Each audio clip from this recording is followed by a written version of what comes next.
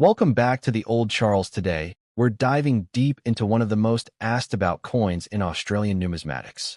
It's a coin that countless people have found in their change, in an old jar, or inherited from a relative. I'm talking about the 1976 Australian 20-cent piece.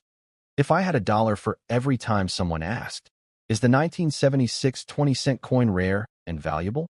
Well, I'd have a lot more dollars than the coin itself is typically worth. But is that the whole story?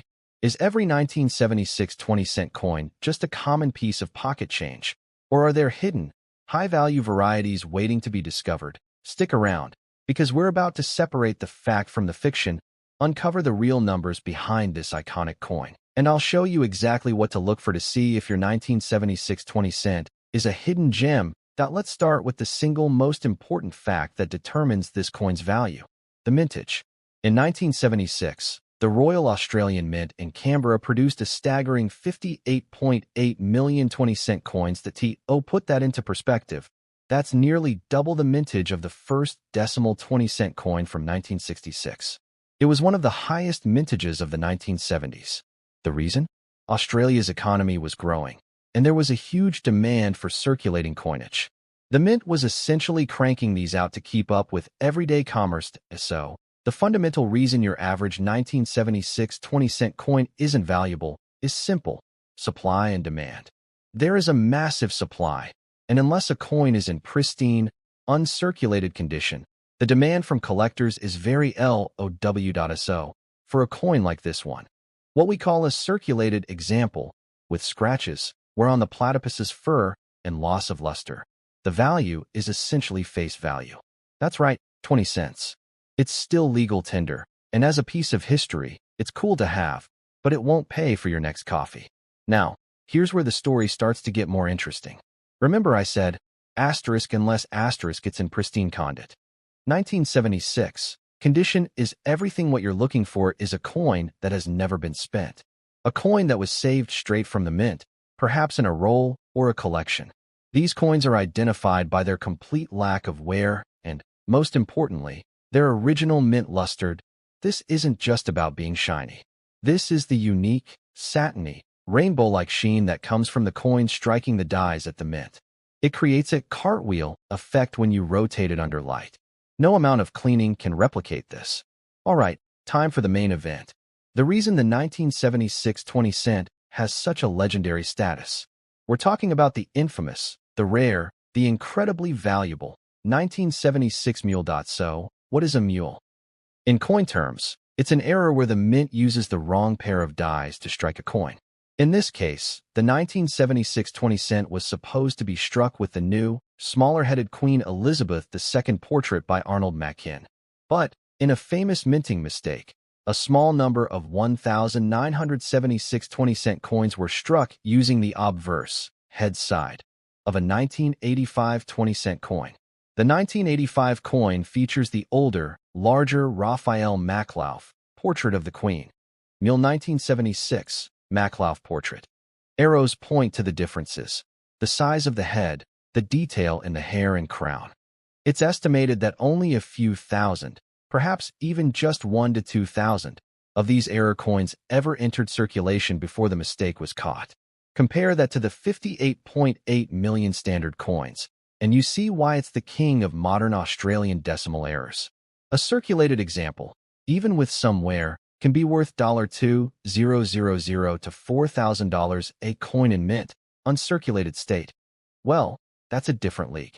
Prices can range from $5,000 up to $15,000 or more, depending on the grade and the intensity of the bidding war. Let me say that again. A 20-cent coin that could be worth more than $10,000. That is not a myth. That is the power of a major mint error. So the verdict on the 1976 20-cent coin is this: the overwhelming majority are common and worth 20 cents. A beautiful uncirculated one is a nice $5 to $15 collectible. But the mule is a numismatic lottery ticket. The new currency was to be the Australian dollar, divided into 100 cents. When designing the new coinage, the authorities made a strategic decision. They wanted the new coins to be easily distinguishable from the old ones, and for the new system to feel familiar in the hand. The 20-cent coin was designed to directly replace the old florin, 2 shillings, in both value and size. This was a masterstroke of practical transition.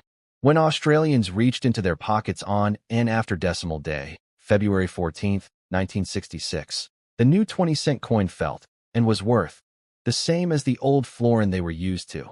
The man tasked with designing most of Australia's new decimal coins was Stuart Devlin, who won a public competition. For the 20-cent, he chose one of Australia's most unique and iconic animals. The platypus, Ornithorhynchus anatinus asterisk, was a perfect choice. It is a bizarre, egg-laying, venomous, duck-billed mammal endemic to eastern Australia. It is a creature that is instantly recognizable and utterly Australian. Devlin's design featured the platypus swimming in its natural element, with the value 20 prominently displayed below. A critical technical detail was the coin's composition. It was struck in cupronickel, 75% copper, 25% nickel, the same metal used for the pre-decimal shilling and florin. This gave it a familiar silver-like color and durability. By 1976, the new decimal currency was a decade old and fully bedded in. The initial excitement and confusion had passed. Coins were now purely utilitarian tools for commerce, and the Royal Australian Mint, RAM, in Canberra was focused on meeting the economic demand of a growing nation. High demand asterisk. The 1970s was a period of significant economic activity, and, later in th. entire Australian decimal series. Following a directive from the Royal Mint, all Australian coinage bearing the Queen's portrait switched to the Jodie Clark effigy, which had been in use in the UK since 2015. Throughout all these changes on the obverse, Stuart Devlin's timeless platypus design has remained constant on the reverse, making the 20-cent coin one of the most consistent and recognizable designs in Australia's decimal history. The 1976 20-cent coin condition is the only thing that can give it significant value above 20 cents, outside of major errors like the mule. Coin condition is formally known as grade. Here is a practical guide to grading your Australian 20-cent coins, from the lowest to the highest quality. These coins never entered general circulation. They have nowhere from being handled or spent. They were typically saved in bank rolls, mint bags, or collections from the day they were struck. This is not just shininess. It is the unique, satiny, cartwheel-like sheen created by the flow of metal as it is forced into the coin's dies under immense pressure at the mint. When you rotate an uncirculated coin under a light, the luster appears to radiate from the center, like the spokes of a wheel. Cleaning a coin will destroy this luster permanently.